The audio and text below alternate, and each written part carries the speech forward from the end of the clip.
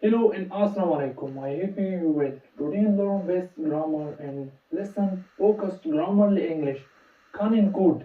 This is interesting. This is not hard. Which one this road and what and you use this sentence.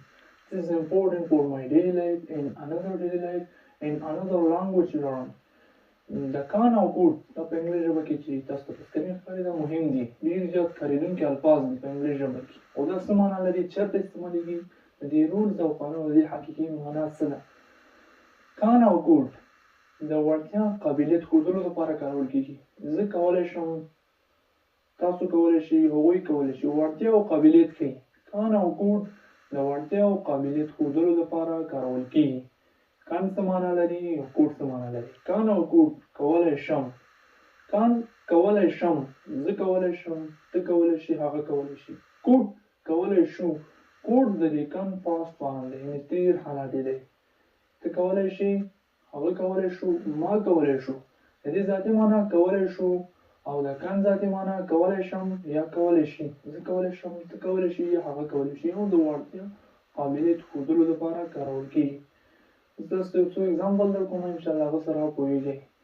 He will play cricket. He can play cricket. هغه کرکټ کولی شي.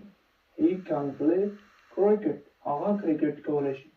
یعنې هغه کې دا وړتیا شته چې د کرکټ لوبه وکړي. د کرکټ لوبه کولی شي، د هغه کې دا وړتیا شته. کان مو راوړی دی. که موږ دلته د کان په ځای کوډ راوړو بیا به څه معنا شي؟ He could play cricket. هغه کولی شو د کرکټ لوبه. یعنې هغه پخوا کولی شو خو اوس پته نشته، اوس یې نشي کولی. کان د کان پاست فارم چې ده هغه کوډ ده. He could play cricket. هغه د کرکټ لوبه کولی شو.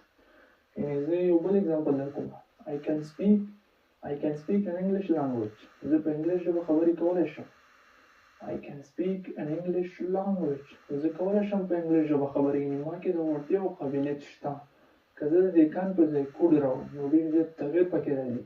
I could speak an English language. ما په انګلیش ژبه خبرې کولی شو. یعنې ما کولی شوې په انګلیش ژبه خبرې. تېر حالت ده او هغه څه چې تېر شوي دي نو ما کولی شو، خو اوس باید کولی شي یا نه، خو دی پخوا دا کار کولی شو. موږ ورته کوډ راوړی ده. یو بل اګزامپل درکړو. She can cook the rice. هغه کولی شي وریجې پخې کړي. یعنې هغه کې د قابلیت شته، هغې کې د قابلیت شته چې وریجې پخې کړي. She can cook rice. هغه کولی شي وریجې پخې کړي.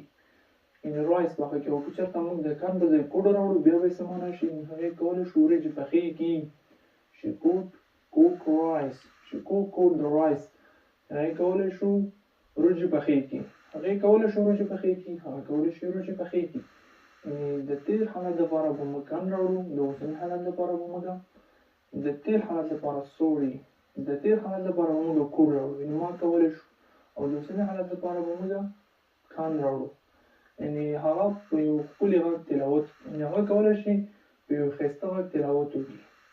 He can reciting in a beautiful voice. هغه کولی شي په یو ښکلي غږ باندې تلاوت وکړي. He can reciting in a beautiful voice.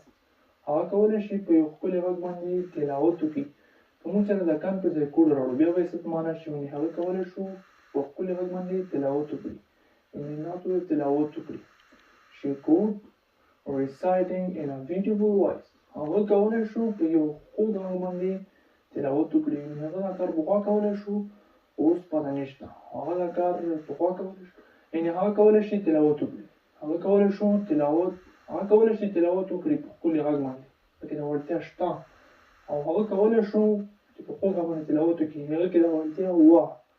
د وی د پاست فارم لپاره دا پکې ډېر اساسي ټکي دي. یعنې دا زده کوي د اوس وخت لپاره. یعنې زه کولی شم کان راوړم او د تېر حالت لپاره کوډ راوړم. خو دا دې کې دا رولز نشته چې د کان به چېرته د کوم لپاره استعمال، د آی لپاره به څه استعمالوو، د یو لپاره، بلکې د ټولو سبجیکټ لپاره. آی یو وي د پلورل سبجیکټ، مفرد، سینګولر، مثبت، منفي، هر یو لپاره.